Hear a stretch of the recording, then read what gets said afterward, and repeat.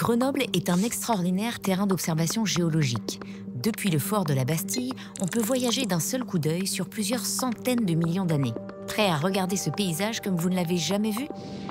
Voici des massifs bien connus autour de Grenoble. Mais connaissez-vous leur âge? Premier indice, leur morphologie. Avec son relief édenté, on distingue d'abord Beldon, le plus ancien. Ensuite, il suffit de tourner la tête pour remonter dans le temps avec les sommets plats du Vercors et de la Chartreuse.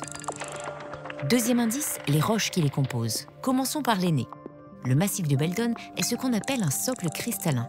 On y trouve des roches magmatiques et métamorphiques très anciennes. Elles se sont formées dans la croûte avant ou pendant la structuration de la chaîne de montagnes hercynienne.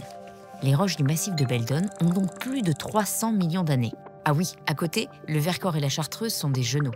Ces massifs sédimentaires se caractérisent par leurs falaises blanches composées de calcaire. Il faut imaginer que tout était recouvert par un océan qui allait de la Méditerranée actuelle jusqu'à l'extrême-orient actuel, l'océan Thétis. Pendant des millions d'années, des dépôts de squelettes de plancton, d'animaux, de végétaux marins, de coraux se sont accumulés sous l'eau, formant le calcaire. Les strates que l'on distingue aujourd'hui correspondent aux sédiments déposés au fond de l'océan Thétis. Et tout cela permet de donner l'âge des sédiments du Vercors et de la Chartreuse entre 200 et 100 millions d'années.